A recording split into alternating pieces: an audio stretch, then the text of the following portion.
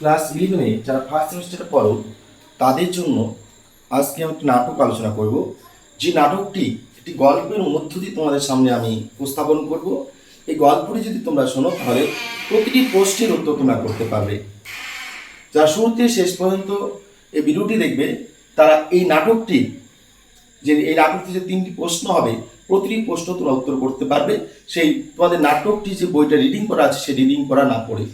তাহলে চলো কথা না বলে শুরু করছি ক্লাস, তাই কোথাও যাবে না, শুরু থেকে শেষ পর্যন্ত দেখতে থাকো। আজকে যে নাটকটি আলোচনা হবে সেই নাটকটির নাম হবে অথেলো। দেখো নাটকটির নাম হচ্ছে কি অথেলো। নাট্যকার যিনি কে? William Shakespeare. উইলিয়াম শেক্সপিয়ারের লেখা কি অথেলো নাটকটি আজকে তোমাদের সামনে আমি উপস্থাপন করছি। এই নাটকটি হচ্ছে ধরনটা আছে কি ট্র্যাজেডি। ট্র্যাজেডি কথার অর্থ হচ্ছে দুঃখজনক ঘটনা। যে গল্প, যে কবিতা, যে নাটকের মধ্য দিয়ে শেষে দুঃখ থাকবে, যন্ত্রণা থাকবে, মৃত্যু থাকবে, সেই নাটককে আমরা বলবো ট্র্যাজেডি। সেই গল্পকে আমরা বলতে পারি ট্র্যাজেডি স্টোরি। তার আজকে নাটকটি আলোচনা, তাই এই নাটকটি হবে ট্র্যাজেডি। তাহলে ট্র্যাজেডি। এবার এই যে নাটকটি লেখা হয়েছিল প্রথমত 1603 অর্থাৎ 1603 খ্রিস্টাব্দে নাটকটি লেখা ছিল। তাহলে নাটকটি কি? ট্র্যাজেডি। আমাদের নাটকটি শুরু করার আগে যে তথ্যগুলো আমি তোমাদের দিচ্ছি এই তথ্যগুলো তোমাদের জানতে হবে, কারণ এই তথ্যগুলির মধ্য থেকে তোমাদের প্রশ্ন আসবে। এগুলো সবথেকে বেশি গুরুত্বপূর্ণ তোমাদের কাছে। তাহলে দেখো এই নাটকটি লেখা হয় কবে? 1603 খ্রিস্টাব্দে। এই নাটকটি লেখা হয় 1603 খ্রিস্টাব্দে এবং এই নাটকটি প্রকাশিত হয় কবে সেটা আমাদের জানতে হবে। এটা ফার্স্ট পাবলিশ, প্রথম প্রকাশিত হয় 1623 অর্থাৎ 1623 খ্রিস্টাব্দে। কোথায় প্রকাশিত হয়? ফার্স্ট ফোলিওতে। দেখো কোথায় প্রকাশিত হয়, কোথায় প্রকাশিত হয়? ফার্স্ট ফোলিওতে। এটা মনে রাখতে, ফার্স্ট ফোলিও। বানানটা একটু দেখে নেবে। এবার দেখো এই যে প্রথম যে দেখো ফার্স্ট পারফরমেন্স মানে মঞ্চের মধ্যে দেখানো হয়, মঞ্চের মধ্যে নাটক আকারে দেখানো হয় কত খ্রিস্টাব্দে? 1604 খ্রিস্টাব্দে। এবার দেখো কোথায় দেখানো হয়? The court of king James. রাজা জেমসের যে দরবার ছিল সেই রাজা জেমসের দরবারে অথেলো নাটকটি 1604 খ্রিস্টাব্দে মঞ্চের মধ্যে নাটকের মধ্য দিয়ে অর্থাৎ যেরকম আমরা সিনেমা দেখি সেরকম করে উপস্থাপন করা হয়, পরিবেশন করা হয়। কার দরবারে? রাজা জেমসের দরবারে। তাহলে তোমরা এখানে কি জানলে? যে অথেলো নাটকটি নাট্যকারকে উইলিয়াম শেক্সপিয়র। তোমরা প্রশ্ন জানলে এটা কোন ধরনের নাটক? এটা ট্র্যাজেডি। এটা কবে লেখা হয়? 1603 খ্রিস্টাব্দে। এটা প্রথম প্রকাশিত হয় কবে? 1623 খ্রিস্টাব্দে। কোথায়? ফার্স্ট ফোলিওতে। এবার দেখো এটা প্রথম কবে নাটকের মঞ্চের মধ্যে মানুষের অভিনয় করে দেখিয়ে থাকে? 1604 খ্রিস্টাব্দে। সেটা কোথায় দেখিয়ে থাকে? The court of king James, রাজা জেমসের দরবারে। এবার দেখো এই যে রিটোল্ড অ্যাজ এ স্টোরি বাই অর্থাৎ এই নাটকটিকে গল্পের রূপ দিয়েছে কে?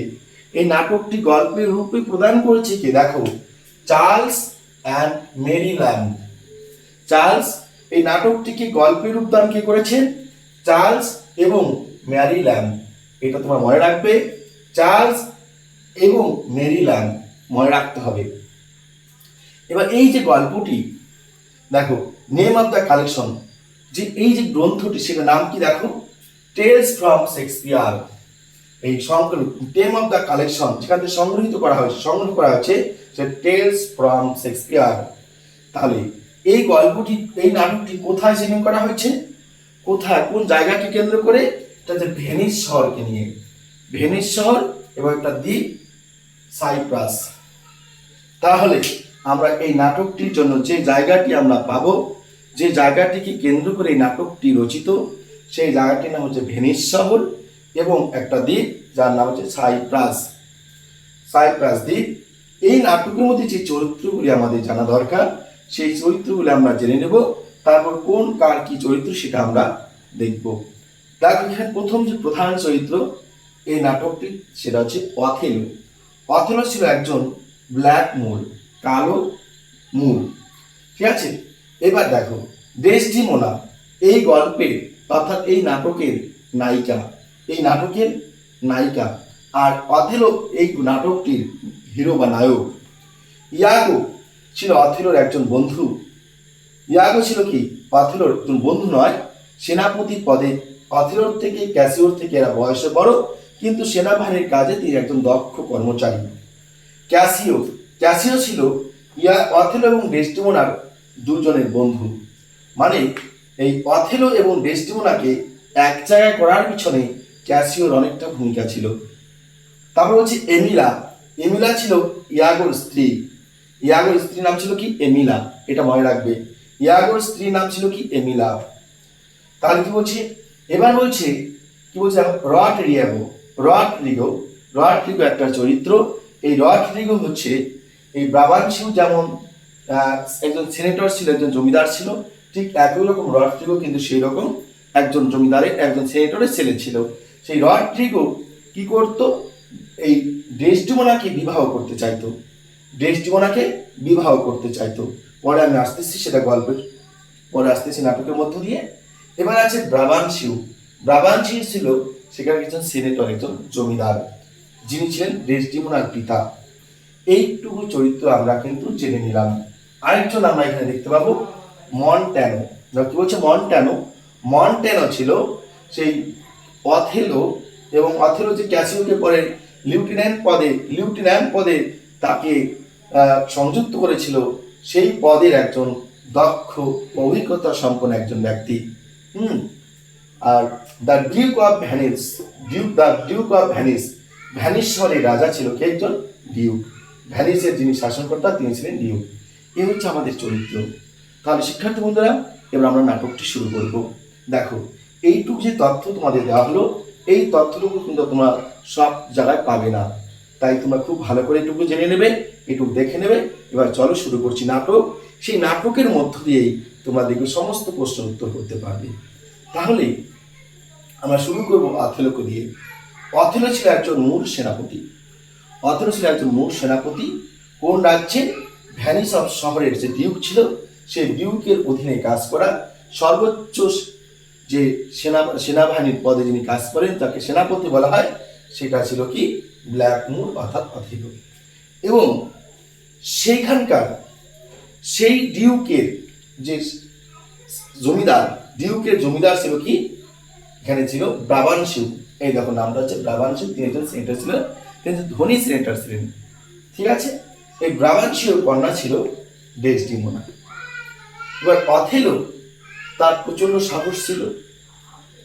সে প্রচন্ড সাহস এবং জেদ জন্য সে সেনাপতি হওয়ার জন্য সে বিভিন্ন জায়গায় যুদ্ধ করতে যেত। সে বিভিন্ন জায়গায় যুদ্ধ করতে গিয়ে সে কখনো বন্দী হয়েছে, সে কামানের মুখোমুখি হয়েছে, সে পাহাড় পর্বত ভ্রমণ করেছে। এমনকি অনেক সময় তাকে কোনো যুদ্ধে তাকে বন্দী হতে হয়েছিল। বন্দী হওয়ার পর তাকে সেখানে সেই ক্রীতদাস হিসেবে তাকে বিক্রি করে দেওয়া হয়েছিল। এমনকি তাকে ফাঁসি দড়িত পর্যন্ত ঝুলাতে চেয়েছিল। সেখান থেকে কীভাবে পালিয়ে এসেছিল, নানান রকমের আর কি যে বিভিন্ন জায়গায় গিয়ে তার সাথে যে সমস্ত ঘটনাগুলি ঘটেছে, সেই সমস্ত ঘটনাগুলি খুব সুন্দরভাবে গুছিয়ে গল্পের আকারে ব্রাবান্সিওকে শোনাত। ব্রাবান্সিও কি করতো? গল্প শুনতে ভালোবাসতো। এই ব্রাবান্সিও মাঝে মাঝে সেই অথেলোকে ডেকে নিত বাড়িতে সেই গল্প শোনার জন্য। আর যা যা কিছু দেখেছে অথেলো, এমনি সে ঘুরতে ভালোবাসতো। সে একজন সেনাপতি ছিল, যুদ্ধ করতে গেছে, বিভিন্ন জায়গায় বিভিন্ন ধরনের অভিজ্ঞতা ছিল। সেই অভিজ্ঞতাগুলি সে ব্রাবান্সিও যখন শুনতো, ব্রাবান্সিও ভালো লাগতো। আর ব্রাবান্সিওর অপর দিকে কন্যা ছিল, একমাত্র কন্যা ডেসডিমোনা। সে ডেসডিমোনা বড় হয়েছিল। সেই ডেসডিমোনা কি করতো? সেই বাবার সঙ্গে গল্প করতে, গল্প শুনতে বসে পড়তো। এবং অথেলো এমনি বাক্পটু ছিল, সে গল্পগুলি সুন্দরভাবে গুছিয়ে বলতে পারতো। আর তার গল্প শুনতে সবারই ভালো লাগতো। ঠিক তাই ব্রাবান্সিও মাঝে মাঝে তার কাছে গল্প শুনতো এবং ডেসডিমোনাও গল্প শুনতো। এদিকে ডেসডিমোনা যখন আস্তে আস্তে বড় হয়ে ওঠে, সে বিয়ের উপযুক্ত হয়, সে তারই সেই ডিউক অফ ভ্যানিসের যে সেখানে আরও অনেক সিনেটর ছিল, তাদের যে তার সমকক্ষ অর্থাৎ ডেসডিমোনাদের সমকক্ষ অনেক সুন্দর সুন্দর ছেলেরা তাকে বিয়ের প্রস্তাব দিত। কিন্তু ডেসডিমোনা সেই বিয়ের প্রস্তাব প্রত্যাখ্যান করতো। ডেসডিমোনা চাইতো সে তাকেই বিয়ে করবে যে শারীরিক দিক দিয়ে নয়, বাইরের চেহারার দিক দিয়ে নয়, মনের দিক দিয়ে যে ব্যক্তি সুন্দর সেই ব্যক্তিকে তিনি বিবাহ করবেন। তাই প্রচুর ছেলেদেরকে তিনি রিজেক্ট করেছেন, অর্থাৎ তিনি তাদের প্রস্তাবকে প্রত্যাখ্যান করেছেন। অপরদিকে এই যে রডরিগো যা আছে, রডরিগো মাঝে মাঝেই ইয়াগোর মধ্য দিয়ে তিনি কিছু উপহার পাঠাতো ডেসডিমোনার কাছে। এই রডরিগো কি করতো, কিছু উপহার কিনে এই ইয়াগোর কাছে পাঠাতো যাতে ইয়াগো ডেসডিমোনাকে দেয়, এবং সেই ইয়াগো যাতে সেই ডেসডিমোনাকে বলে রডরিগো ডেসডিমোনাকে ভালোবাসে। এবার ইয়াগো ছিল একজন চতুর ব্যক্তি, চালাক ব্যক্তি, চতুর ব্যক্তি থাকার জন্য সে কি করতো, এই উপহারগুলি সে ডেসডিমোনাকে না দিয়ে সে তার বাড়িতে নিয়ে তার স্ত্রী এমিলাকে দিত। তার স্ত্রী এমিলাকে যখন দিত তার বাড়িটা ভরে ফেলতো। আর এদিকে রডরিগো কিন্তু রডরিগো যে বলতো ইয়াগোকে যে ইয়াগোকে ডেসডিমোনাকে বিয়ে করতে চায়, ভালোবাসতে চায়, সেই কথাগুলি সবসময় কিন্তু সে ডেসডিমোনাকে মাঝে মাঝে বলতো, সবসময় বলতো না। কিন্তু যতবারই বলতো ডেসডিমোনা কিন্তু সেটাকে প্রত্যাখ্যান করতো। আর ওদিকে রডরিগো সারা পাত্র ছিল না, সে মাঝে মাঝে সেই দামি উপহারগুলি ইয়াগোর কাছে দিত, আর ইয়াগো কিন্তু সেই উপহারগুলি দিত না, সেই উপহারগুলি কিন্তু ইয়াগো বাড়িতে নিয়ে যেত। অন্যদিকে এবার এই যে অথেলো, সে ব্ল্যাকমুর, সে কালো একজন সেনাপতি ছিল, কালো মুর ছিল, তা সত্ত্বেও ডেসডিমোনা অনেক সুন্দর থাকার জন্য অথেলো কিন্তু মনে মনে ডেসডিমোনাকে ভালোবাসত। সেই অথেলো কি করলো, ক্যাসিওকে সেই কথাটি বলল। ক্যাসিও ছিল এমন একজন গুণসম্পন্ন ব্যক্তি যে কোনো ব্যক্তির সঙ্গে কথা বললে তার কথা শুনে সেই নারী বা মহিলা বা মেয়ে তার কথা আর কি শুনবে এবং তার প্রেমে পড়ে যেতে পারে।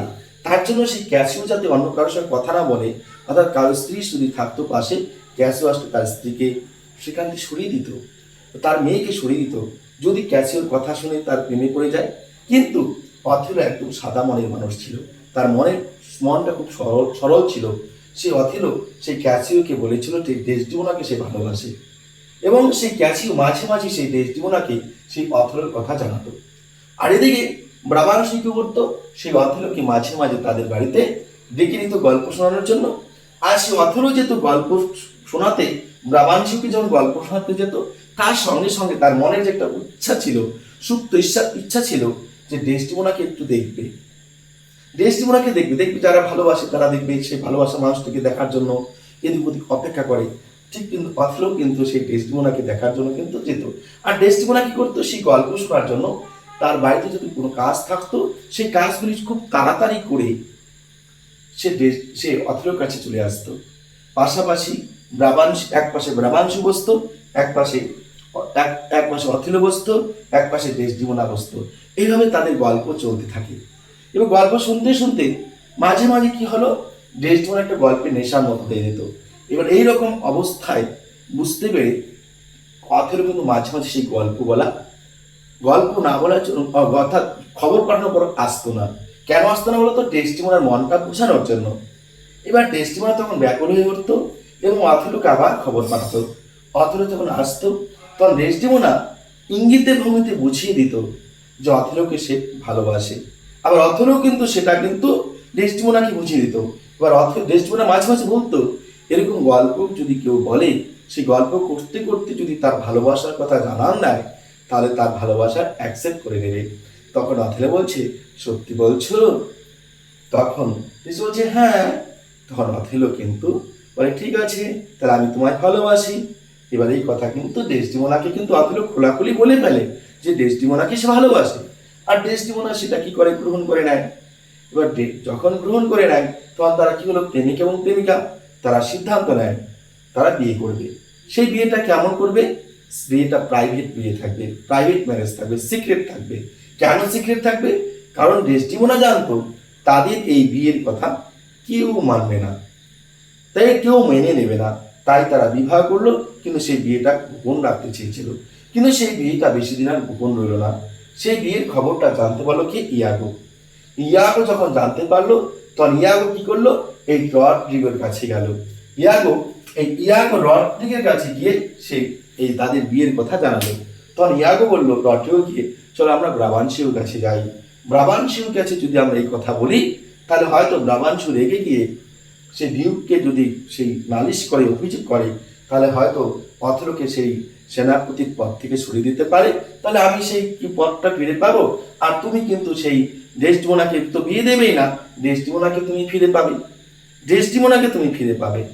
এই কথা এরকম তারা বুদ্ধি করার পরে ইয়াগো এবং লর্ডকেও যায় সেই ব্রাবানসিওর কাছে। ব্রাবানসিওর কাছে গিয়ে এই যে ব্রাবানসিওর কাছে যখন যায়, এই দুজন একসাথে হয়ে তারা ব্রাবানসিওর কাছে যায়। ব্রাবানসিওর কাছে গিয়ে যখন বলে যে অথেলো এবং তার মেয়ে ডেসডিমোনা তারা বিবাহ করেছে গোপনে, তখন সেখানকার ব্রাবানসু প্রথমে মেনে নিতে চায় না, বিশ্বাস করতে চায় না, কিন্তু পরবর্তীকালে তারা বিশ্বাস করে। যখন বিশ্বাস করে তখন ব্রাবানসু চলে যায় সেই কার কাছে বলতো, ডিউক অফ ভেনিস। এই যে ভ্যানিস, ডিউক অফ ভ্যানিস, এই ডিউক অফ ভ্যানিস ছিল একজন নিরপেক্ষ সুবুদ্ধি সম্পন্ন বিচারক। এবার তার কাছে বিচার চাওয়া হলো। এবার তার কাছে গিয়ে ব্রাবানসু জানালো, আপনি আমার মেয়ে এই বিচারটা করে দিন, বিচার না করলে আপনাকে আমি খাজনা দেব না। আর ডিউকদের কাজ হচ্ছে সেই জমিদারদের কাছে, সেনেটরদের কাছে খাজনা নিয়ে তারা কি করে, তাদের মনে করে জমিদারিটা তারা চালনা করে। এবার খাজনার প্রয়োজন আছে। অপরদিকে গোপন মারফত জানতে পারে সাইপ্রাস দ্বীপে তুর্কিরা অস্ত্রশস্ত্র নিয়ে, নৌবহন নিয়ে তারা সেই সাইপ্রাস দ্বীপটা আক্রমণ করতে আসতেছে। সেই সাইপ্রাস দ্বীপকে বাঁচাতে গেলে কার দরকার, ডিউকের কার দরকার, অথেলোকে দরকার। আবার খাজনা আদায়ের জন্য কাকে দরকার, ব্রাবানসিওকে দরকার। এবার ডিউক পড়ল এক মহাবিপদে। ডিউকের প্রয়োজন ব্রাবানসিওকে, ডিউকের প্রয়োজন কাকে, অথেলোকে। এবার তারপরেও অথেলো কি করলো, যেহেতু প্রথমে বললাম একজন শুভবুদ্ধি সম্পন্ন মানুষ এবং নিরপেক্ষ বিচার তিনি করে থাকেন, তিনি অথেলোকে ডেকে পাঠালেন, ডেসডিমোনাকে ডেকে পাঠালেন, ব্রাবানসিওকে ডেকে পাঠালেন। এবার তারা সবাই যথাসময়ে হাজির যখন হলো, তখন কিন্তু সেই ব্রাবানসিও রেগে গিয়ে সেই ডিউককে বলছে, এই কালো মূর আমার মেয়েকে ডাকিনীবিদ্যা প্রয়োগ করে, কালো জাদু প্রয়োগ করে আমার মেয়েকে কি করেছে, প্রেমের জালে ফাঁসিয়ে তাকে বিবাহ করেছে। আমি এই বিয়ে মানতে চাই না, মানি না। এরকম ভাবে ব্রাবানসিওর যতটুকু রাগ আছে সেখানে সেই অথেলোর সামনে সেই রাগটুকু পরিপ্রকাশ করে। এবার দ্য ডিউক অফ ভেনিস সমস্ত কথা শোনার পরে, সেই ব্রাবানসিওর সমস্ত বক্তব্য শোনার পরে সেই দ্য ডিউক অফ ভেনিস কি করে, অথেলোকে বলে তুমি এবার আত্মসমর্পণ করো। আত্মসমর্পণ করার অর্থ হচ্ছে, আত্মসমর্পণ করার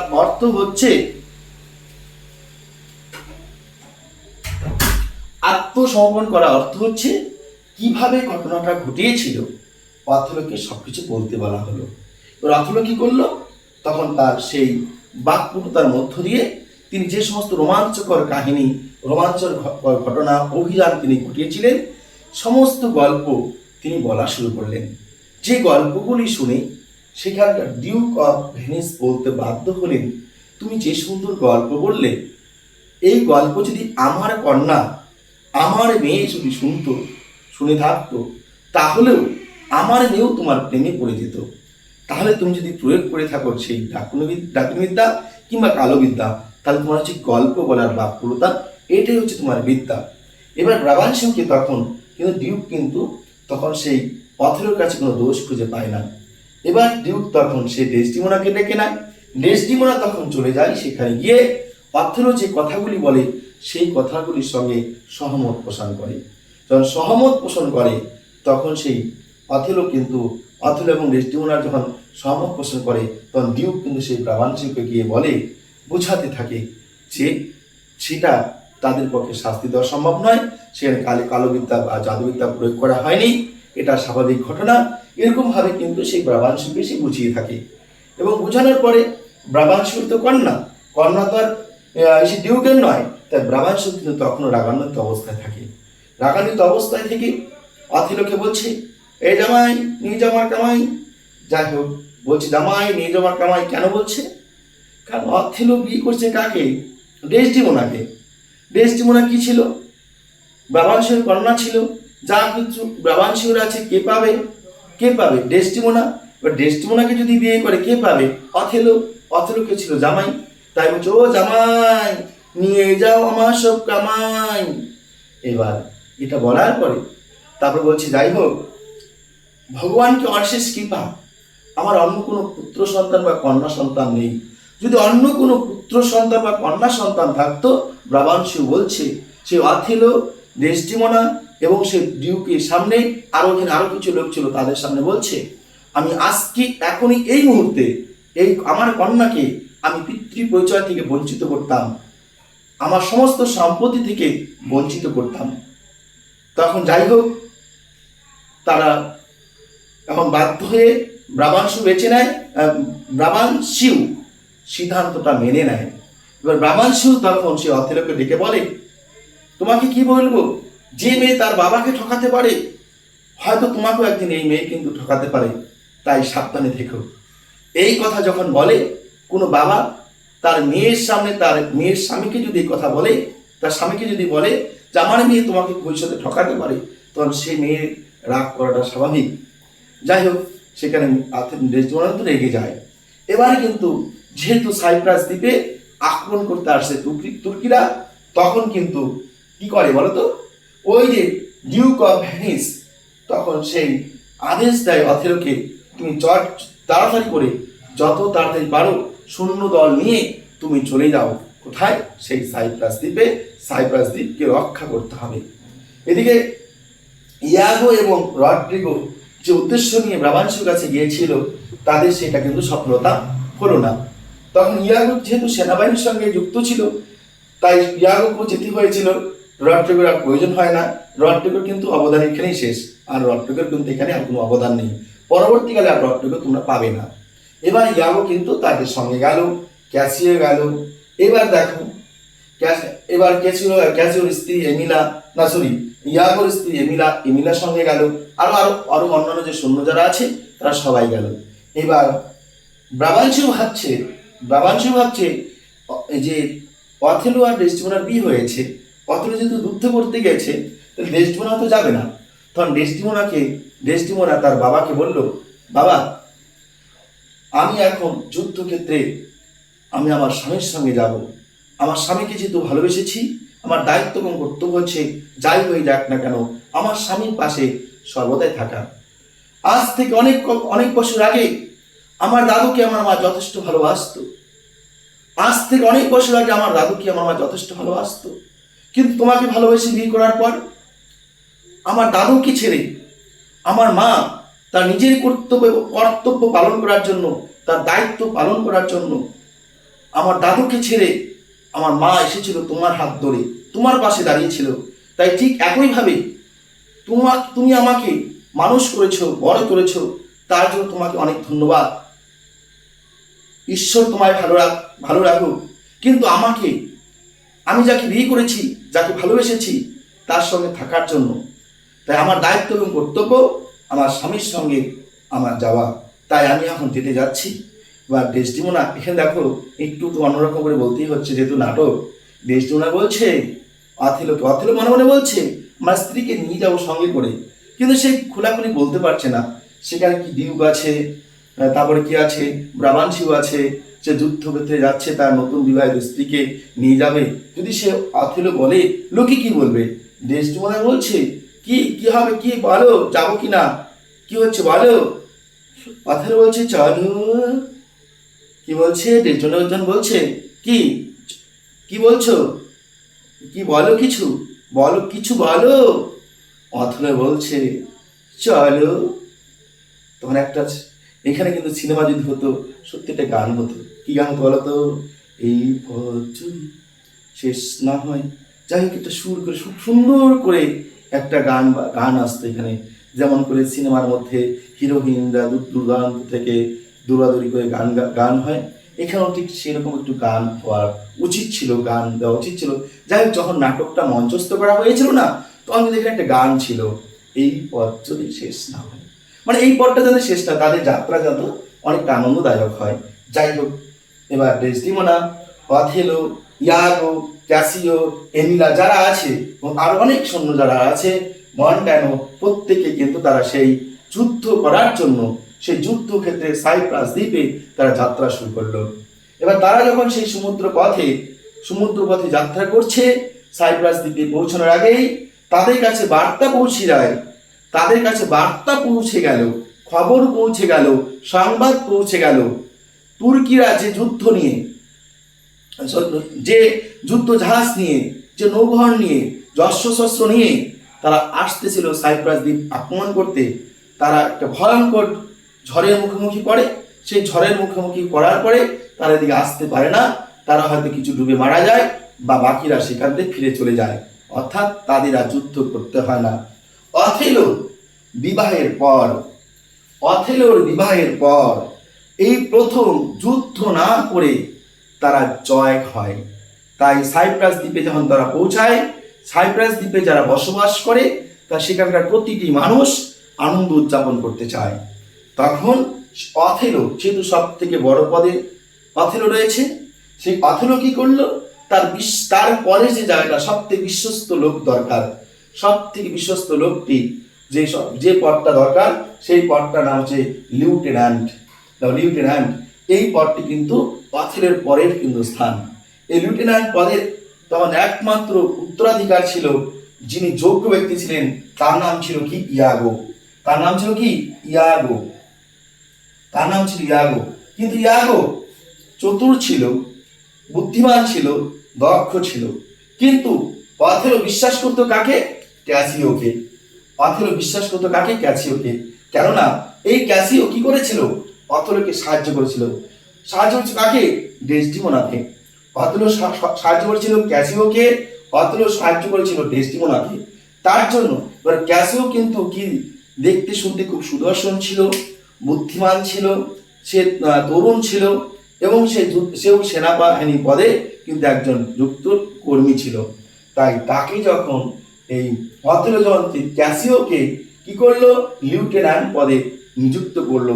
মনে রাখবে, এখানে কিন্তু প্রশ্ন আসতে পারে, লিউটেন্যান্ট পদে যখন নিযুক্ত করলো তখন কিন্তু ইয়াগো রেগে গেল যে আমি হলাম সব থেকে যোগ্য ব্যক্তি, আমাকে দেওয়া হলো না।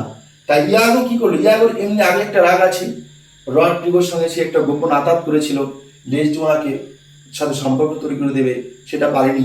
আবার সে লিউটেন্যান্ট পদের যুক্ত ছিল ইয়াগো, সেটাও সে পেল না। এবার ইয়াগো কি করলো? সে প্রচুর চালাক ছিল এবং সেই পদটি না পাওয়ার জন্য সে প্রচুর রেগে গেল এবং সে ভাবলো যে অথেলোকে, ডেসডিমোনাকে, ক্যাসিওকে কাউকে সুখী হতে দেবে না। তার মধ্যে শয়তানি বুদ্ধি গ্রাস করতে লাগলো। এবার কি করলো? ইয়াগো ষড়যন্ত্র করতে লাগলো কিভাবে এদের বিনাশ ঘটানো যায়, কিভাবে এদের সুখের সংসারকে ভেঙে দেওয়া যায়। এবার তখন দেখো, সেদিনকে সাইপ্রাস দ্বীপে সবাই যখন আনন্দ উদযাপন করছে, তখন অথেলো সে ক্যাসিওকে বলছে, কিন্তু আবার দেখো ইয়াগো কিন্তু ক্যাসিওর সঙ্গে বন্ধুর মতো সম্পর্ক রাখছে, আবার ইয়াগো অথেলোর সঙ্গে কিন্তু বন্ধুর মতো সম্পর্ক রাখছে। ঠিক আছে, এইবার কি হলো? অথেলোর সব থেকে কাছের লোক তখন কি হলো? ক্যাসিও। সে সব থেকে উচ্চ পদে যুক্ত হলো কে? ক্যাসিও। তাই ক্যাসিওকে অথেলো বলল যে যারা নাকি সেনাবাহিনীর দায়িত্বে আছে, যারা নাকি অফিসার পদে আছে, তাদের তুমি লক্ষ্য রাখবে তারা যেন কেউ মদ পান না করে, ড্রিঙ্ক না করে, যদি করেও থাকে যেন কখনো তারা লিমিট ক্রস না করে। আর তুমি কিন্তু ড্রিঙ্ক করবেই না, তোমার কিন্তু ড্রিঙ্ক করা যাবে না, কেননা শত্রুপক্ষ আক্রমণ করতেও পারে। তা আমাদের প্রস্তুত থাকতে হবে যে কোনো উপায়ে ওরা যাতে আক্রমণ যদি করে আমরা তার মোকাবেলা করব। তাই সবাই যাতে ড্রিঙ্ক না করে, কর্মচারীরা করুক, কিন্তু আমরা যারা পদাধিকার ব্যক্তি আমরা কিন্তু কেউ ড্রিঙ্ক করবো না। সেই সূত্র নিয়ে তুমি কিন্তু ড্রিঙ্ক করবে না। এই কথাটা আড়াল থেকে শুনতে থাকে ইয়াগো। যখন অথেলো দায়িত্ব দিয়ে চলে যায় নিজ ঘরে ডেসডিমোনার কাছে, তারা যখন বিশ্রাম নিতে থাকে বা ঘুমোতে থাকে, সেই সময় ইয়াগো কিন্তু সেই ক্যাসিওকে নানাভাবে জোর করে মদ পান করতে বাধ্য করে। ক্যাসিও বলে আমি মদ পান করবো না। ইয়াগো বলে, আরে বন্ধু, এত সুন্দর একটা পথ পেয়েছো, এত সুন্দর এক জীবনে সব থেকে উচ্চ পথ পেয়েছো, এর থেকে বড় পথ পাওয়া সম্ভব নয়। তুমি আজকে একটু পার্টি করবে না, আজকে একটু আনন্দ করবে না? এটা কি করে হয়? চলো না একটু পান করো, একটু পান করো। একবার দুবার বলতে বলতে কোনো শেষ পর্যন্ত ইয়াগোর কাছে ক্যাসিও হার মানে এবং ক্যাসিও কিন্তু মদ পান করে। এবং ক্যাসিও যখন মদ পান করে, সেই সময় মদ পান করতে গিয়ে যখন দেখবে মানুষ যখন মদ পান বেশি করে, তখন দেখবে তার ব্যালেন্স হারিয়ে ফেলে। ক্যাসিও কিন্তু তার ব্যালেন্স হারিয়ে ফেলে, সে ওলট পালট বলতে থাকে। তখন তাদের মধ্যে সব থেকে একজন দায়িত্বপ্রাপ্ত অভিজ্ঞ একজন সেনাবাহিনীর পদে কাজ করা ব্যক্তি, যার নাম হচ্ছে মন্ট্যানো। সেই মন্ট্যানো কিন্তু তখন কিন্তু এই ক্যাসিও কিন্তু সেখানে বিবাদে জড়িয়ে পড়ে, ঝামেলায় জড়িয়ে পড়ে সেনাদের সঙ্গে। মন্ট্যানো সেখানকার সেই অবস্থাটাকে শান্ত করার চেষ্টা করে। এবার ক্যাসিওকে তখন কেউ বলে থাকে, তুমি এরকম কেন বলছো, কি হয়েছে তোমার? তখন ক্যাসিও বলছে, ওই আমি বলছি তোর কি রে, মানে মাতালের মতো করে বলতে থাকে। আবার পাশ থেকে একজন বলছে, তোমার মদ খাওয়া বেশি, তো মদ খাওয়াটা ঠিক হয়নি, ড্রিঙ্ক করা ঠিক হয় না। বলছে, ওই আমি খেয়েছি তোর বাপের কি রে, আমি খেয়েছি তোর বাপের কি রে। মানে এমনভাবে সে মাতপান করতে থাকে, বলার মতো নয়। এই সুযোগটা কাজে লাগায় কে? ইয়াগো। ওই রকম অবস্থায়, ড্রিঙ্ক করা অবস্থায় ক্যাসিও তখন শুরু করে ডেসডিমোনার প্রশংসা। এই কথা শোনার পরে তখন কিন্তু ইয়াগো আর দেরি করে না, সে ঘন্টা বাজিয়ে দেয়। ঘন্টা যখন বাজিয়ে দেয়, তখন অথেলো কিন্তু সেই অস্ত্র নিয়ে সে যুদ্ধের জন্য প্রস্তুত হয়ে, অর্থাৎ ঘন্টা বাজানো মানে কি, যুদ্ধ লেগে যাওয়া। সেই ঘন্টা যখন বাজিয়ে দেয়, তখন কিন্তু সেই অথেলো কিন্তু চলে আসে। অথেলো যখন চলে আসে, তখন ইতিমধ্যেই ক্যাসিওর পায়ে নেশা কেটে যায়। নেশা কেটে গেলেও কিন্তু তখনও কিন্তু সেই ডেসডিমোনার প্রশংসা চলতে থাকে। এবার প্রশংসা দেখো অনেক রকম হতে পারে। তখন কেউ বলছে, তুমি কেন আমাদের সেনাপতির স্ত্রীর প্রশংসা করছো? বলে, তুই সব কর, তুই সব তুই, আমি করছি তোর বাপের কি। মানে নানা রকম করতে থাকে। নাটক তো নাটকের মতো হওয়া উচিত। এবার এরকম ধর বলতে থাকে। তখন হয়তো বলছে, ডেসডিমোনার পটল ছেঁড়া চোখ, ডেসডিমোনার পটল ছেঁড়া চোখ, আপেলের মতো গাল। এরকম যখন বলছে, এই কথাগুলি এসে কে শুনছে বলো তো? এই কথাগুলি এসে শুনছে অথেলো। এই অথেলো যখন শুনছে, এই অথেলো যখন শুনতে পেলো, তখন অথেলো কিন্তু রেগে যায়। এবং রেগে যায়, তারপরে যখন ক্যাসিও অথেলোকে দেখে তার নেশা কেটে যায়। কিন্তু সে মদ পান করেছে এটা বুঝতে পেরে আর ইয়াগো তখন ভালো সাজার চেষ্টা করে। সে যেন কিছুই জানে না, সে যেন বারণ করতে চেয়েছিল, তারপরেও সে খেয়েছে। আবার সে এটা বোঝাতে চায় ক্যাসিওর কাছে, ইয়াগো বলতে চায় না, অথেলো চাপে পড়ে বলে দিচ্ছে। এরকম একটা পরিস্থিতিতে কিন্তু ইয়াগো ক্যাসিওর কাছে ভালো সাজার চেষ্টা করে, অথেলোর কাছে ভালো সাজার চেষ্টা করে। এবার তখন কি হয়, সেই অথেলো সেই ক্যাসিওকে লিউটেন্যান্ট পদ থেকে তাকে বরখাস্ত করে। এবার তারপরে অথেলো যখন চলে যায়, ক্যাসিও কান্না করতে থাকে। তখন ইয়াগো তো তার বুদ্ধি কাজে লেগে গেছে। ইয়াগো বলে ক্যাসিওকে যে তুমি ডেসডিমোনার কাছে যাবে, এবং ডেসডিমোনার কাছে যে ভুল স্বীকার করলে, ডেসডিমোনা যদি তোমাকে বলে তোমায় বলে যে ঠিক আছে, আমি অথেলোকে বলে তোমার চাকরির ব্যবস্থা করে দেব, তাহলে দেখবে তোমার চাকরিটা কিন্তু সে বহাল থাকবে। এবার সত্যি সত্যি ক্যাসিওর কথা ইয়াগো বিশ্বাস করে, এবং সেখানে ক্যাসিও অনেক কিছু বলতে থাকে নিজেকে নিয়ে, তার অনেক সুনাম ছিল, সেটা সব নষ্ট হয়ে গেল। ইয়াগো তখন তাকে সান্ত্বনা দিতে থাকে, কিন্তু সেটা বাস্তবে সান্ত্বনা নয়।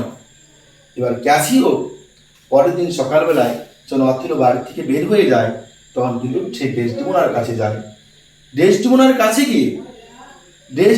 কাছে গিয়ে সেই কথাগুলি যখন বলতে থাকে, ওই বলে, আমার ভুল হয়ে গেছে, আমি চাইনি, তবু কেউ হয়ে গেছে, আমি আর এরকম করবো না, তুমি তোমার স্বামীকে বলে আমার পথ ফিরিয়ে দাও। যেহেতু ক্যাসিও আগে অথেলোকে এবং ডেসডিমোনাকে, তারা কি করেছিল, ডেসডিমোনার কথা অথেলোকে বলতো, অথেলো কথা ডেসডিমোনাকে বলতো, তাদের মধ্যে একটা গোপনে যে সম্পর্ক ছিল সেটা তৈরি করতে কিন্তু সে অনেকটা সাহায্য করেছিল। সেই সূত্র অনুযায়ী অথেলো এবং ডেসডিমোনার সঙ্গে এই ক্যাসিওর একটা ভালো সম্পর্ক ছিল। তাই ডেসডিমোনা কিন্তু তারপরে অথেলো কিন্তু সেই কথাটা বলে। আবার অথেলোকে অন্যদিকে ইয়াগো কিন্তু মনের মধ্যে বিষ ঢোকাতে থাকে, অথেলোকে কানের মধ্যে আলাদা মন্ত্র দিতে থাকে, যে অথেলোকে বলতে থাকে যে ক্যাসিও কি ডেসডিমোনাকে কি ভালোবাসে কিনা, এরকম তার সন্দেহ হয়। আর অথলোক এটাও বলে থাকে যাতে ক্যাসিওকে যদি সেই পদটি ফিরিয়ে দেয় তার জন্য যাতে 2-4 দিন দেরি করা হয়। এটা কিন্তু অথলোকে কে বলে? ক্যাসিও বলে, না ইয়াগো বলে। ইয়াগোর কথা মতো অথলো কিন্তু সেই পদটা কিন্তু তাকে অত তাড়াতাড়ি ফিরিয়ে দিতে চায় না। অর্থাৎ তারপরে আবার সেই ক্যাসিও যখন ইয়াগোর কাছে কান্না করতে থাকে তখন কিন্তু সেই ইয়াগো ক্যাসিওকে বলে তুমি ডেসডিমোনাকে ভালো করে বলো। এবার ক্যাসিও একদিন কি করছে, আবার সেই ডেসডিমোনার কাছে গিয়ে ঘরের মধ্যে কি হয়তো হাঁটু গেড়ে বসছে, ফুল স্বীকার করছে যে আমার দয়া করে আমাকে তাড়াতাড়ি কাজে ফিরিয়ে দেওয়ার মতো ব্যবস্থা করো। এবার সেই ব্যবস্থা করার পরে তুমি ব্যবস্থা করো, তখন ডেসডিমোনা হাঁটতে বলছে, ঠিক আছে আমি করছি, আমি আজকে আসলেই আমি তোমার ব্যবস্থা করছি। এরকম ভাবে যখন হাঁটতে বলছে, হাঁটু গেড়ে যখন বলছে, আর শিক্ষার্থী বন্ধুরা একটা কথা বলে নেই, তোমরা হয়তো পুরোপুরি বইয়ের সাথে মেলাতে চাবে, আমাদের যে বলছি মূল বিষয়টা একই আছে, কিন্তু কোথাও যেহেতু বলছি নাটকের মতো করে একটু কিন্তু বাড়তি গল্প থাকবে। সেটার জন্য আবার কেউ মনে করো না কিছু স্যার নতুন তথ্য নিয়ে আসছে, নতুন তথ্যের মধ্যে কোনো প্রশ্ন থাকবে না। মূল গল্পটা যা আছে সেই মূল গল্পের মধ্যে যে আমরা যে আলোচনা করছি আমি, সেই প্রশ্নগুলো থাকবে। গল্পটাকে নাটকের রূপ দেওয়ার জন্য 2-4টি কথা কিন্তু বাড়িয়ে বলতেই হয়। সেই কাজটা কিন্তু আমি করছি, 2-4 জায়গায় কিন্তু 2-4টি কথা বেশি বলা হচ্ছে একটু সেই নাটকটিকে পূর্ণাঙ্গ রূপ দেওয়ার জন্য। তোমরা আবার সেটাকে নিয়ে কিন্তু আলাদা কিছু ভেবো না, ঠিক আছে? তাহলে মূল বিষয়টাকে আমি ঠিক রেখেছি, মাঝে মাঝে কিছুটা জায়গায় নাটকের রূপটা দেওয়ার চেষ্টা করছি, কারণ এটা যদি নাটক আকারে দেখাতে চাই এরকম বিষয় আসবেই। আমি চেষ্টা করবো পরের বার সেটা নাটকের রূপ দিয়ে দেখাতে, ঠিক আছে? এবার দেখো তাহলে কি বলছিলাম, যে ডেসডিমোনার কাছে ক্যাসিও হাঁটুগের হয়তো বসে বলছে, অনুগ্রহ করে বলছি যে তাড়াতাড়ি একটু ব্যবস্থা করো না। এবার তখন ডেসডিমোনা বলছে, ঠিক আছে আমি ব্যবস্থা করছি, আজকে উনি আসুক, অথিলো আসুক, আমি আজকে তোমার ব্যবস্থা করব। অপরদিকে দূর থেকে ইয়াগো অথিলোকে দেখাচ্ছে, আসার পর দেখাচ্ছে, দেখো বন্ধু তোমার স্ত্রীকে প্রেমের প্রস্তাব দিচ্ছে কে? ক্যাসিও। আর ও যে হাত দিয়ে যখন ডেসডিমোনা বলছে ঠিক আছে আমি ব্যবস্থা করছি, বলছে দেখো তোমার স্ত্রী সেটা গ্রহণ করছে, সেই প্রস্তাব মেনে নিচ্ছে। অথিলোর মনের মধ্যে 20 মন্ত্র আলাদা সন্দেহ ঢোকাতে থাকে। অথিলো কিন্তু তবু সেটা কিন্তু মেনে নিতে চায় না। তারপরে সেই ঘরে ডেসডিমোনা এবং ক্যাসিও থাকাকালীন সেই ইয়াগো এবং অথিলো ঘরে যখন প্রবেশ করে, পিছনের দরজা দিয়ে ক্যাসিও কিন্তু বের হয়ে যায়। এবার তারপর সেখান থেকে বের হয়ে যাওয়ার পরে ডেসডিমোনার সাথে হয়তো কোনো কথা বলে যখন অথিলো বেরিয়ে আসে, তখন কিন্তু ইয়াগো কিন্তু আবার তার কানের মধ্যে মন্ত্র দিতে থাকে, বলে ক্যাসিও কেন পিছন দিয়ে চলে গেল, কেন আমাদের জন্য অপেক্ষা করলো না? কিছু একটা গন্ডগোল হচ্ছে, আমার মনে হয় কিছু একটা গন্ডগোল হচ্ছে, কিছু নেই, থাকতেও পারে। এই কথা বলছে ইয়াগো অথিলোকে। এবার অথিলো কিন্তু তারপরেও বিশ্বাস করতে চায় না, কারণ অথিলো এত বাড়ি বলার জন্য ইয়াগোকে চেপে ধরে, এমনভাবে চেপে ধরে যে তুমি যে এত কিছু বলছো প্রমাণ দিতে পারবে? তখন ইয়াগো বলে হ্যাঁ আমি প্রমাণ দিতে পারবো। তুমি যে ডেসডিমোনাকে ভালোবেসে একটা ম্যাজিক্যাল হ্যান্ডকারশিপ দিয়েছিলে, যে ম্যাজিক্যাল হ্যান্ডকারশিপটা তুমি প্রথম তোমার স্ত্রীকে ডেসডিমোনাকে ভালোবেসে প্রথম উপহার হিসেবে দিয়েছিলে, সেই ম্যাজিক্যাল হ্যান্ডকারশিপ সেটা কিন্তু তোমার স্ত্রী ডেসডিমোনার কাছে নেই, সেটা আছে ক্যাসিওর কাছে। কারণ সেই ম্যাজিক্যাল হ্যান্ডকারশিপটি ক্যাসিওকে ডেসডিমোনা দিয়েছে। এই কথাটা কিন্তু মিথ্যে কথা বলে ইয়াগো। এই কথাটা বলার পরে ইয়াগো তার স্ত্রী এমিলাকে বলে, আর এমিলা কি করতো? এই এমিলা ইয়াগোর স্ত্রী ডেসডিমোনার বাড়িতে, ডেসডিমোনার ঘরে, ডেসডিমোনার কাছে পরিচারিকার কাজ করত। ডেসডিমোনার কাছে এমিলা পরিচারিকার কাজ করত। এই এমিলাকে ইয়াগো বলে, তোমাকে আজকের মধ্যেই ডেসডিমোনার ঘর থেকে সেই জাদু রুমালটি চুরি করতে হবে, যে রুমালের মধ্যে স্ট্রবেরি আঁকা আছে, সেই জাদু রুমালটি চুরি করতে হবে। তখন সেই এমিলা কিন্তু যেহেতু ডেসডিমোনার ঘরে কাজ করে, ডেসডিমোনার পরিচারিকার কাজ করে, তাই এমিলার সেই রুমালটি চুরি করতে কোনো অসুবিধা হয় না। সে রুমালটি চুরি করে এবং সে দেখে ক্যাসিও রাস্তা দিয়ে যাচ্ছে। সে এমনভাবে রুমালটি ফেলে দেয় ক্যাসিওর সামনে যাতে ক্যাসিও বুঝতে না পারে। ক্যাসিও সেই রুমালটি দেখে চিনতে পারে এটা ডেসডিমোনার রুমাল। তখন সে ক্যাসিও রুমালটি তুলে নেয়। তুলে নেওয়ার পরে সে ভাবে এটা তো ডেসডিমোনার রুমাল, রুমালটা আমি যাই হোক এটা অথেলো তো ডেসডিমোনাকে দিয়েছিল, কোনোভাবে এটা হারিয়ে গেছে, আমি ডেসডিমোনাকে দিয়ে দিব। এবার সেই হাতে রুমালটা যখন সেই ক্যাসিওর হাতে থাকে তখন দূর থেকে অথেলো কি করে বলতো, সেই ইয়াগো অথেলোকে দেখায়। ইয়াগো অথেলোকে দেখায়, ওই দেখো বন্ধু যে ক্যাসিওর কাছে তোমার স্ত্রীর রুমালটা রয়েছে, যেটা তুমি তাকে ভালোবেসে প্রথম উপহার হিসাবে দিয়েছিলে, এই ম্যাজিক্যাল হ্যান্ডকারশিপ। সেটা আর ডেসডিমোনার কাছে নেই, সেটা আছে কার কাছে? ক্যাসিওর কাছে। কে দিয়েছে? ডেসডিমোনা দিয়েছে। বাস্তবে কিন্তু ডেসডিমোনা দেয়নি। তখন সেই অথেলো তখন বলল, যদি এটা এই ঘটনা সত্যি হয় তাহলে আমার সেই সুন্দর স্ত্রীকে, সেই শয়তান ডাইনিকে, যে প্রতারককে, বিশ্বাসঘাতককে আমি খুন করে ফেলবো। এই কথা বলে সেখান থেকে বেরিয়ে আসে। আর ইয়াগো কি করে? ইয়াগো সে ক্যাসিওকে হত্যা করার জন্য সে কিন্তু একজন ভাড়াটে খুনি নিয়োগ করে, যাতে ক্যাসিওকে সে মেরে ফেলতে পারে, কেননা ভবিষ্যতে যাতে সেই ইয়াগো ধরা না পড়ে। এদিকে অথেলো যখন বাড়িতে আসে বিছানায় সে শুয়ে পড়ে। শুয়ে পড়ে কেন? কারণ সে অথেলো অভিনয় করে, ভান করে কিসের? তার প্রচুর মাথা ব্যথা হচ্ছে। এবার তার স্বামীর মাথা ব্যথা দেখে ডেসডিমোনা অস্থির হয়ে ওঠে, কিভাবে তার স্বামীর কে সুস্থ করা যায়, মাথা ব্যথা কমানো যায়, ওষুধ বা তেল ইত্যাদি কিভাবে করা যায় সে ব্যবস্থা সে সেবা করতে থাকে। অবশেষে কোনো কিছুতেই যখন কাজ হয় না তখন কিন্তু সেই অথেলো বলে, আমার মা যে তোমাকে একটা রুমাল দিয়েছিল, এ ম্যাজিক্যাল হ্যান্ডকারশিপ, সেই রুমালটি তুমি আমার মাথায় যদি দিয়ে রাখো, কপালে যদি দাও, আমার মাথা ব্যথা চলে যাবে। এবার রুমালটি নিয়ে একটি কাহিনী আছে। রুমালটি কেন? বলছি রুমালটি মাথা ব্যথা চলে যাবে। ডেসডিমোনা বলছে এটাও কি সম্ভব? তখন ডেসডিমোনাকে অথেলো বলছে, এই রুমালটি ছিল, বলছে এই রুমালটি মাদার অর্থাৎ আমার মাকে দিয়েছিল। কে দিয়েছিল? এ উইস, এক জাদুকরী, মিশরীয় ম্যান মানে এক মিশরীয় মহিলা। এ উইস মানে এক জাদুকরী, একটা অপশন থাকতে পারে যে অথেলোর মাকে, অথেলোকে রুমালটা কে দিয়েছিল? অথেলোর মা, মাদার। অথেলো কোথা থেকে রুমালটি পেয়েছিল? দেখো প্রশ্ন আছে এখানে, কিন্তু বাড়িয়ে বলা নয়। অথেলোকে রুমালটি কে দিয়েছিল? মা। অথেলোর মাকে রুমালটি কে দিয়েছিল? তিনটা অপশন, তিনটাই হতে পারে। এ উইস যদি আসে তবু হবে এক জাদুকরী, যদি আসে মিশরীয় ওম্যান, একজন মিশরীয় মহিলা। এখানে দেখো দেওয়া আছে ইজিপশিয়ান ওম্যান, একজন মিশরীয় মহিলা। এটা একজন জাদুকরী, এটাও মিশরীয় মহিলা, এটাও মিশরীয় মহিলা, মিশরীয় মহিলা। এটা তো তোমরা বুঝতে পারবে, এটা তোমরা বানানটা একটু দেখে নেবে, এটার বানানটা দেখে নেবে। তাহলে অথেলো ডেসডিমোনাকে কি দিয়েছিল? একটা রুমাল। মনে রাখবে কি রুমাল? ম্যাজিক্যাল হ্যান্ডকারশিপ। এই ম্যাজিক্যাল হ্যান্ডকারশিপ অথেলোকে কে দিয়েছিল? তার মা দিয়েছিল। অথেলোস মাদার কি দিয়েছিল? অথেলোস মাদার অথেলোকে কিন্তু রুমালটা দিয়েছিল।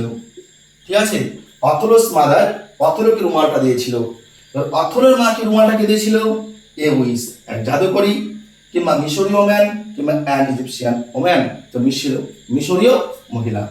তাহলে দেখো এবার কিন্তু ডেসডিমোনা সেই রুমালটা খুঁজতে থাকে, ঘরের মধ্যে প্রতিটি জায়গায় খুঁজতে খুঁজতে যখন সে রুমালটি পায় না তখন কিন্তু অথেলো তার মাথা গরম করে ফেলে।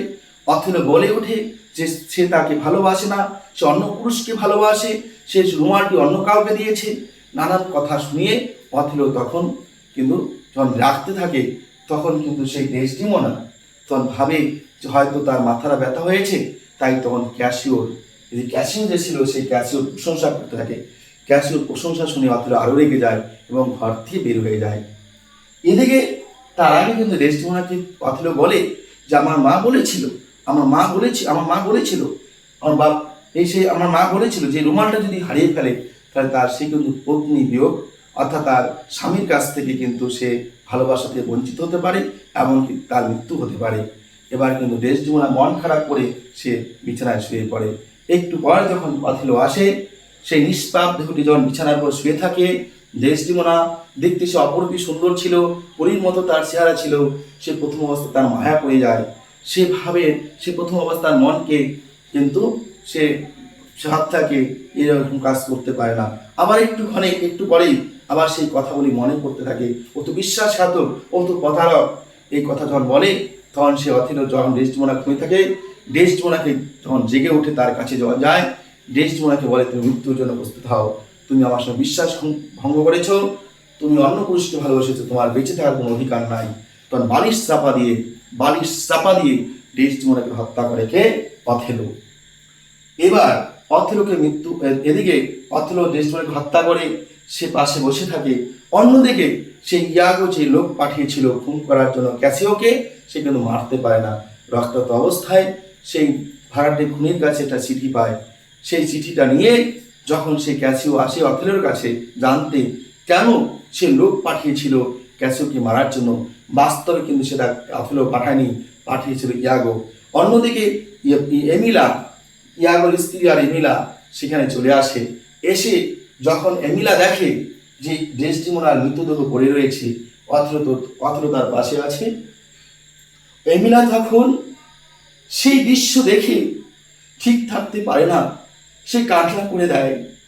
সে এমন কান্না করতে থাকে, ডেসডিমোনার সেই অবস্থা দেখে, অথেলোর সেই অবস্থা থেকে তখন সে সমস্ত সত্যি কথা বলতে বাধ্য হয় যে না, ডেসডিমোনা দোষ করেনি, ক্যাসিও দোষ করেনি, ওরা দোষ করতে পারে না, ওরা নিষ্পাপ, ওদের দোষ ছিল না। ইয়াগোর কথা মতো সে এমিলা চুরি করেছে ডেসডিমোনার সেই রুমাল, সেই ম্যাজিক্যাল হ্যান্ডকারচিফ চুরি করেছে। সেই চুরি করার জন্য সেই চুরি করতে বাধ্য করেছে কে? ইয়াগো। আর সেদিন যে মদ পান করেছিল ক্যাসিও, সেটাও কিন্তু ক্যাসিও মদ পান করেনি, সেটাও ফাঁসিয়েছিল কে? ইয়াগো। ক্যাসিও কি? সমস্ত ঘটনা যখন অথেলো জানতে পারে, তো অথেলোর মাথায় আকাশ ভেঙে পড়ে। অথেলো তখন বুঝতে পারে সে সত্যি ভুল করে বসেছে। ডেসডিমোনা সত্যি তাকে ভালোবাসতো, ক্যাসিও সত্যি তার বন্ধু ছিল। সে একজন শয়তানের, একজন প্রতারকের কথা শুনে সে তার নিষ্পাপ স্ত্রীকে হত্যা করে বসেছে। এই আঘাত সে সহ্য করতে না পেরে তার হাতে যে তরবারি বা ছোরা ছিল তার গলার মধ্যে টেনে দেয় এবং সে সাথে সাথে লুটিয়ে পড়ে।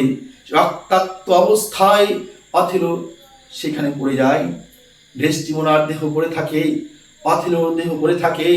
ডিউক অফ ভেনিস বিলাপ করতে থাকে তার সেই বীর সেনাপতিকে হারিয়ে।